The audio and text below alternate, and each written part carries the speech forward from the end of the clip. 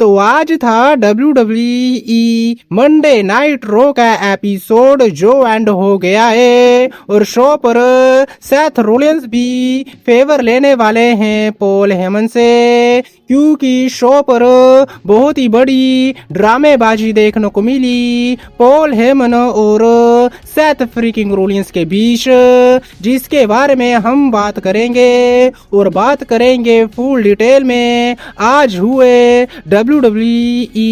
Monday night रो के episode के बारे में। तो शो की शुरुआत देखने को मिलती है सबसे पहले एडम पियर की तरफ से, और वो सबसे पहले कॉल आउट करते हैं इयो स्काई को, जिसके बाद एडम पियर कॉल आउट करते हैं बियांका ब्लेयर और रिया रिप्ली को, जिसके बाद तीनों ही सुपरस्टार्स रिंग में आती हैं और एडम पियर ये कहते हैं कि तुम तीनों सुपरस्टारों के बीच ट्रिपल थ्रेट मैच होगा रेसलमेनिया 41 में, जिसके बाद बियांका ब्लेयर ये कहती हैं कि मुझे फर्क नहीं पड़ता है कि मुझे ट्रिपल थ्रेट मैच में कंप्लीट करना है, मुझे तो अच्छा लगने वाला है, क्योंकि पहले मैं सिर्फ इयो स्काई को हराने वाली थी, लेकिन अब मैं रेसलमेनिया में रिया रिप्ली को भी हराऊंगी। जिसके बाद एक बार फिर से रिया रिप्ली और बियांका ब्लेयर के बीच धक्का मुक्की शुरू हो जाती है, जिसके बाद इयो स्काई दोनों के बीच आने की कोशिश करती हैं, लेकिन रिया रिप्ली इयो स्काई को भी धक्का दे देती हैं, जिसके बाद इयो स्काई को गुस्सा आ जाता है और वो ड्रॉप किक लगा देती हैं रिया रिप्ली और बियांका ब्लेयर के ऊपर, जिसके बाद कॉन्ट्रैक्ट साइन भी कर देती हैं और वहां से चली जाती हैं इयो स्काई। और अब रेसलमेनिया में होगा इयो sky versus Bianca Blair versus रिया रिप्ली के बीच ट्रिपल थ्रेट मैच। इसके बाद लारा वेल्केरिया वर्सेस बेली के बीच मैच देखने को मिलता है, जहां पर लारा वेल्केरिया अपनी इंटरकॉन्टिनेंटल चैंपियनशिप को डिफेंड कर रही थी बेली के अगेंस्ट। बात करें इस मैच के बारे में तो ठीक ठाक सा ये मैच रहा और रोल अप करके लारा वेल्केरिया पिन कर देती हैं बेली को, जिसके चलते मैच को जीत लेती हैं लारा वेल्केरिया और अपने टाइटल को रिटेन कर लेती हैं। इसके बाद अमेरिकन मेड वर्सेस ड्रैगी ली और LWO के बीच 6 मैन टैग टीम मैच देखने को मिलता है, जहां पर चैड केबल का हमें अल ग्रांडे अमेरिकन वाला कैरेक्टर देखने को मिला और इस टैग टीम मैच में विक्ट्री हो जाती है अमेरिकन मेड की। इसके बाद वो रेडर्स वर्सेस न्यू डे के बीच टैग टीम मैच देखने को मिलता है, जहां पर एरिक और आइवार अपनी टैग टीम चैंपियनशिप को डिफेंड कर रहे थे। बात करें मैच के बारे में तो मैच बहुत ही कमाल का रहा, लेकिन मैच का रिजल्ट कुछ इस तरह से निकलता है जब कोफी किंगस्टन स्टील चेयर के साथ अटैक करने की ट्राई करते हैं एरिक के ऊपर, लेकिन उल्टा एरिक अटैक कर देते हैं स्टील चेयर के साथ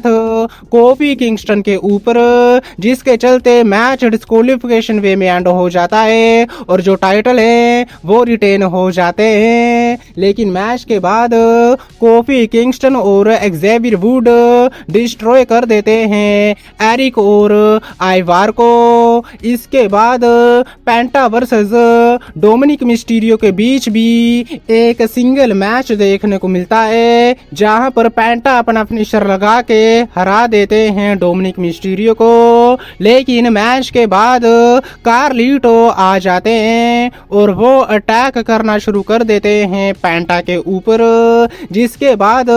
ब्रॉन ब्रेकर वहां पर आते हैं और एक जोर का स्पीयर दे मारते हैं कार्लिटो को, रिंग में जाते हैं और डोमिनिक मिस्टीरियो और पेंटा को भी स्पीयर दे मारते हैं, जिसके बाद स्टैंड टोल करते हैं ब्रॉन ब्रेकर,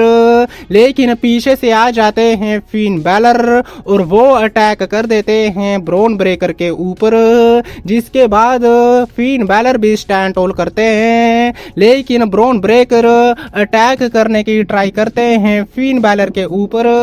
लेकिन फिन बैलर वहां से भाग जाते हैं और इन दी एंड जो स्टैंड टोल है वो देखने को मिला ब्रॉन ब्रेकर की तरफ से। लेकिन बात करें शो के मेन इवेंट के बारे में तो यहाँ पर पॉल हेमन देखने को मिलते हैं, जहाँ पर पॉल हेमन ये कहते हैं कि मैं दो चीजें क्लियर करने वाला हूँ। पहली चीज ये है कि मैं हमेशा ही वफादार रहने वाला हूँ रोमन रेंस के लिए और हमेशा ही वफादार रहने वाला हूँ CM पंक के लिए भी। जिसके बाद वो रसलमेनिया के बारे में बात करते हैं, लेकिन तभी वहां पर सेथ फ्रीकिंग रोलिंस आ जाते हैं, जिसके बाद सेथ रोलिंस ये पूछते हैं पॉल हेमन से कि तुम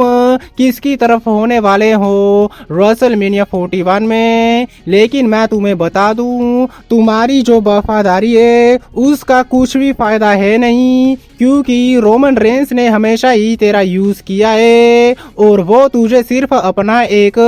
नौकर मानता है, क्योंकि जब उसने अपने टाइटल को हारा तो वो एक लंबी छुट्टियों पर चला गया, तुझे सोलो सिकोआ के पास छोड़ा और सोलो सिकोआ ने क्या किया तेरे साथ ये तुझे अच्छे से पता है। और जहां तक बात रही CM पंक के बारे में तो उसने भी तेरा यूज किया है, क्योंकि उसने जानबूझकर वॉर गेम्स वाले मैच में रोमन रेंस की हेल्प की ताकि वो तेरा यूज कर सके रेसलमेनिया में, और अब वो यही करने वाला है। दोनों ने मिलकर सिर्फ तेरा यूज किया है, लेकिन मैं तुझे सिर्फ यही कहने वाला हूँ अगर तू सही में वफादार है CM पंक और रोमन रेंस के लिए तो तू इस मैच से दूर रहना, तू रेसलमेनिया में मत आना और तुझे जरूरत नहीं पड़ेगी CM पंक या फिर रोमन रेंस दोनों में से किसी एक को चुनने की। अगर तू ऐसा नहीं करता है तो मैं तुझे अभी इसी वक्त स्टॉप मारकर लंबे समय के लिए दूर कर सकता हूँ WWE कंपनी से। जिसके बाद सेथ रोलिंस पॉल हेमन को खरीदने की ट्राई करते हैं और वो पॉल हेमन को दबोच लेते हैं, लेकिन पॉल हेमन बहुत ही ज्यादा गुस्से के साथ ये कहते हैं कि मुझे हाथ मत लगा। जिसके बाद CM पंक पीछे से आ गए और वो अटैक करना शुरू कर देते हैं सेथ रोलिंस के ऊपर, स्टील स्टेप्स के ऊपर स्टॉम्प मारने की ट्राई करते हैं सेथ रोलिंस को, लेकिन सेथ रोलिंस वहां से बचे और रिंग में जाकर सेथ रोलिंस स्टॉम्प दे मारते हैं CM पंक के ऊपर। जिसके बाद पॉल हेमन को भी स्टॉम्प मारने की ट्राई करते हैं सेथ रोलिंस, लेकिन सेथ रोलिंस रुक गए और वो पॉल हेमन को ये कहते हैं कि अब मुझे भी एक फेवर चाहिए तेरे से और अब तुझे फेवर देना पड़ेगा। और ऐसे करके एंड हुआ मंडे नाइट रो का एपिसोड, और ऐसे करके बहुत ही ड्रामेबाजी देखने को मिली सेथ रोलिंस और पॉल हेमन के बीच। लेकिन आज की वीडियो में बस इतना ही। वीडियो अच्छी लगी हो तो वीडियो को लाइक, चैनल को सब्सक्राइब करना मत भूलना, क्योंकि मैं लाता रहता हूँ ऐसी वीडियो। तब तक के लिए टिल देन मिलते हैं नेक्स्ट वीडियो में काफी ज्यादा जल्दी।